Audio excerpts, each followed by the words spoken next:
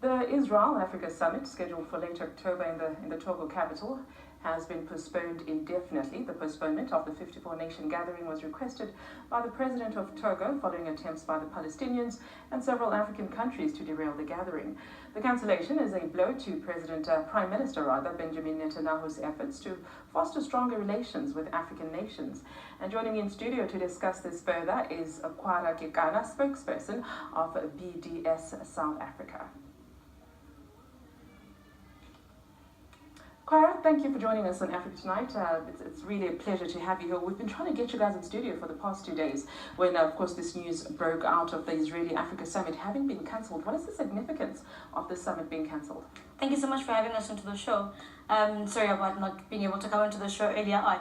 But I think what the cancellation of this particular summit broadly for the boycott, divestment and sanctions movement internationally, but also broadly the Palestine solidarity movement internationally, and on the African continent as well, is a signal that, Israel itself is becoming increasingly isolated in various parts of the world and in various regions because of a direct result of the global BDS movement that seeks to isolate Israel because of its apartheid policies. And Israel is looking for new friends, and they're looking for new friends on the African continent. And the cancellation of this particular summit is indicative of the fact that, there is sort of a movement on the African continent in terms of saying, Africa is not a playground where Israel is concerned. We also view this the summit itself as a propaganda exercise by Israel. And the fact that the summit itself is cancelled is a step in the right direction. There is a need for African countries also to cement their support for an anti-colonial struggle. When you also look at the history of the anti-colonial struggle on the African continent as well, African countries have a responsibility as well to help oppressed people, in this particular case, the oppressed peoples of Palestine. Yeah, and do you think that it is peculiar that Israel would choose a very small country like Togo to hold this summit? Do you think there's a motive behind that? One would assume, if you look at Togo itself as a country, the characteristics of the particular country, and the fact that it's also led by a dictator as well.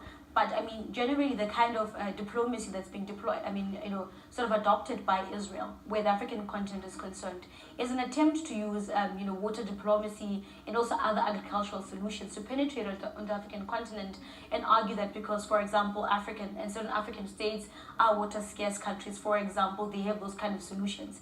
And the reality of the matter is that Israel is not the only country that has those sort of solutions. If anything, Palestinians today are suffering, because of what Israel is doing, where natural resources, their own natural resources, are concerned. Palestinians, for example, are denied by the Israeli regime, for example, for even accessing basic resources. They can't even access rainwater, for example. Yeah. So would you say that, first of all, were you surprised by the number of countries that boycotted the summit? We do know that from the West ECOWAS region, the countries from there were actually willing to go to the summit. Not so much, perhaps, from the South?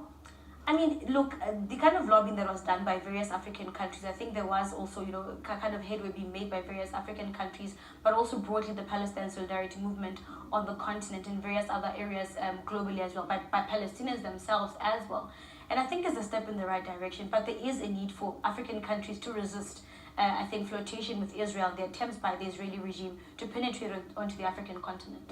So was this a protest in solidarity with Palestine, do you think, from the African countries that decided to abstain from this? Also, we're getting mixed signals. I think I read somewhere in an article today that the president of Togo had actually said, this has nothing to do with protests of African countries not wanting to come here, but rather some other issues that they're sorting out. A very diplomatic explanation that he gave us. What exactly transpired?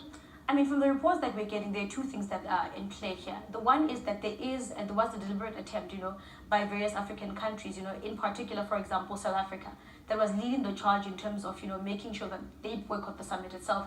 In other various countries like Algeria themselves that were determined not to attend the summit as a show of solidarity with the Palestinian people as well. But also protests on the ground in Togo themselves, so that kind of political unrest in Togo as well contributed to this particular summit being called off. So what role should South Africa play, or South Africans rather, with this whole Israeli-Palestine issue that has been going on for a while now? Where does South Africa fit into the bigger picture of things? Look, if you look at the history of the